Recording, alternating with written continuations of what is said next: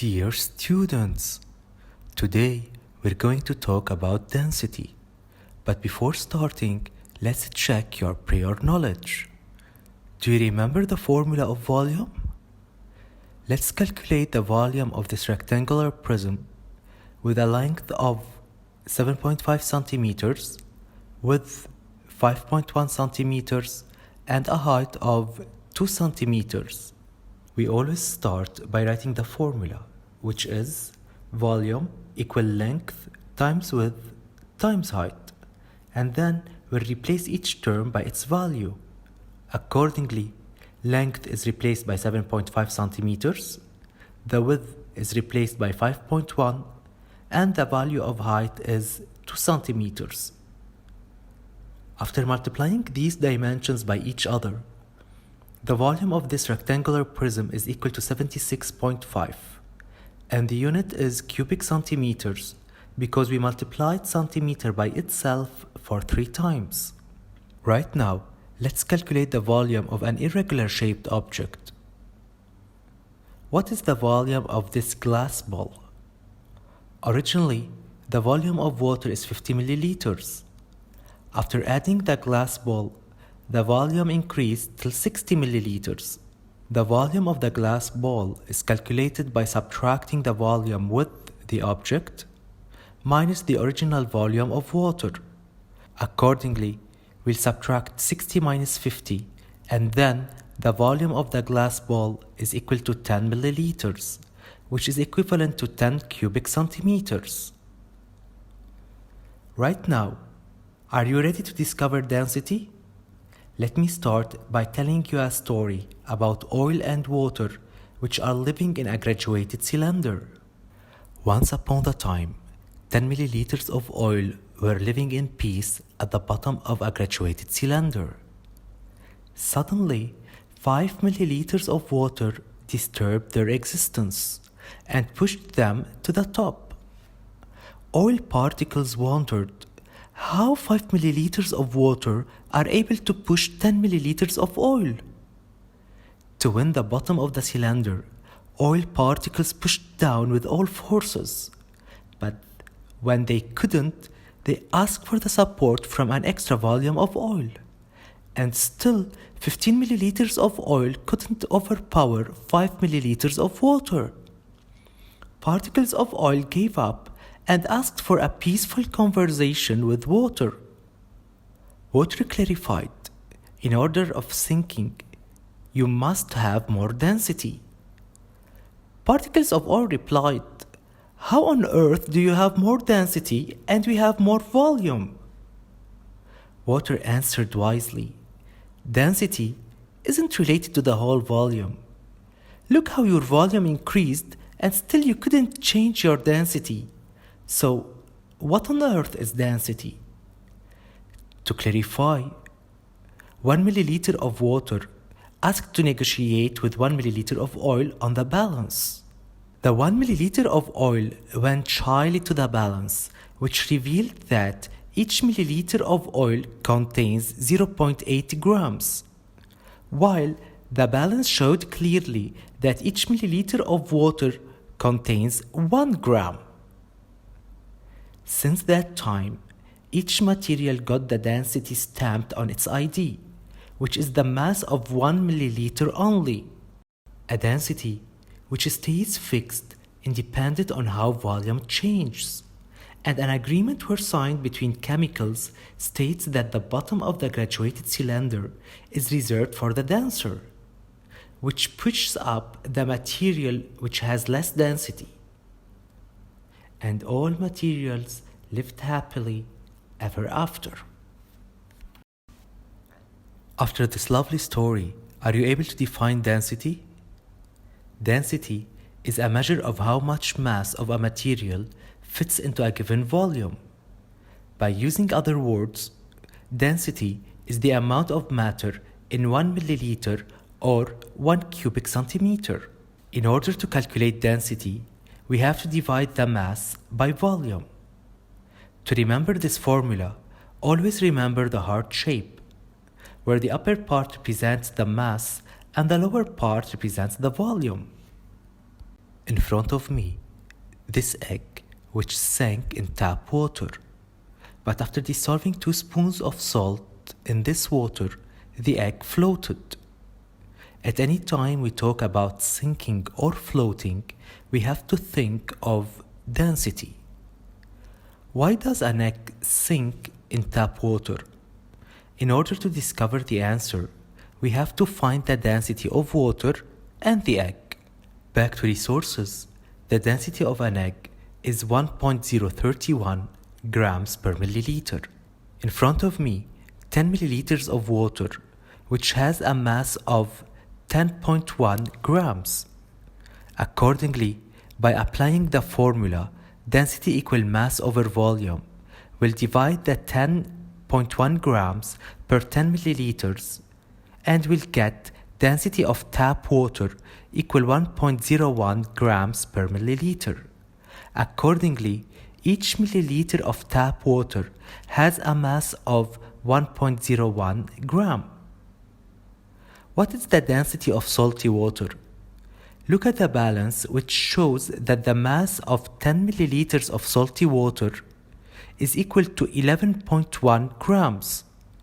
By applying the formula density equal mass over volume, we'll divide 11.1 grams by 10 milliliters, and then the density of salty water is equal to 1.11 grams per milliliter. Each milliliter of salty water contains 1.11 grams. By analyzing these results, the density of the egg is more than the density of tap water, so the egg will sink in tap water. By adding salt, the density of salty water will be more than the density of the egg, and then the egg will float. Does density of a pure substance change?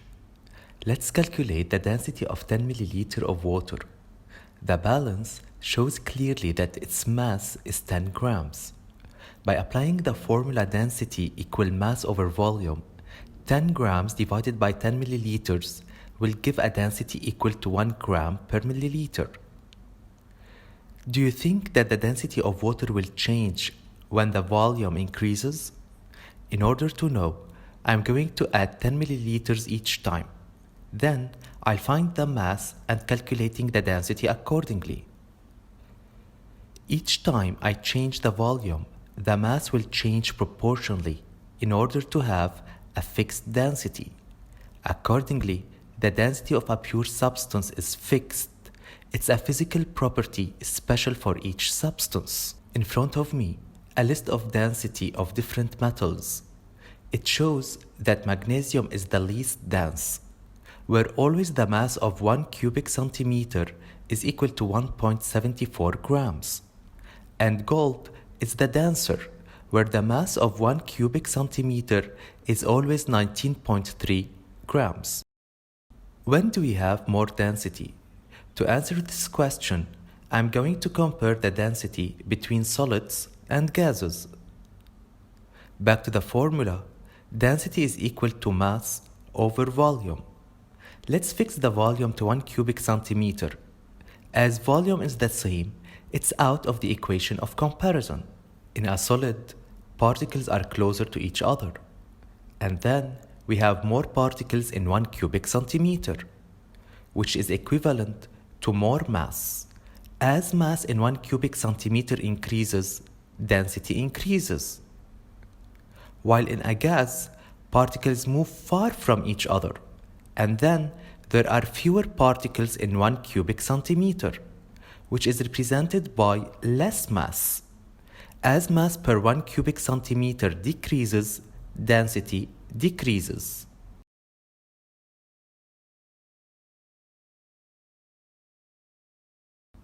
Why does an airship rises up after heating the gas particles? When gas particles absorb heat, they'll move faster and go even far from one another. Therefore, the number of particles in 1 cubic centimeter will be fewer. Thus, we'll have less mass in 1 cubic centimeter. Accordingly, hot air in the airship will have less density than atmospheric air, and then the airship will float. In front of me, 10 milliliters of honey. The balance shows a mass equal to 14.5 grams. Let's discover the density. Pause the video to calculate the density, and always remember that you have to start by writing the formula. Then you replace each term by its value. You'll calculate the answer, and you'll never forget the unit. We'll start by the formula, density equal mass over volume. I'll replace the mass by 14.5 grams and the volume by 10 milliliters. The answer is calculated by dividing the 14.5 by 10, which gives me 1.45. As for the unit, it's always the unit of mass by the unit of volume. So it's grams per milliliter. In order to find the density, we need the mass and the volume. The mass is shown clearly on the balance, where mass is equal to 7 grams. Right now, we have to find the volume. Pause the video and take 2 minutes to calculate it. The volume of the sharpener is calculated by the method of water displacement. Volume V is equal to the volume with the object minus the original volume of water. And then 43 minus 40 equal to 3 milliliters, which is equivalent to 3 cubic centimeters. As we have the mass and the volume, let's calculate the density. Show me your work. First, we write the formula, density equal mass over volume. Second, we replace each term by its value. In place of mass, I write 7 grams, and volume is replaced by 3 cubic centimeters.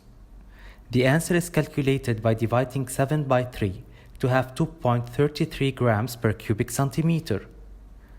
Accordingly, the mass of each cubic centimeter of this sharpener is 2.33 grams. Example 3. Let's calculate the density of this sponge. In order to calculate density, we need to find the mass and the volume. The mass is equal to 5.7 grams, so it's time to calculate the volume.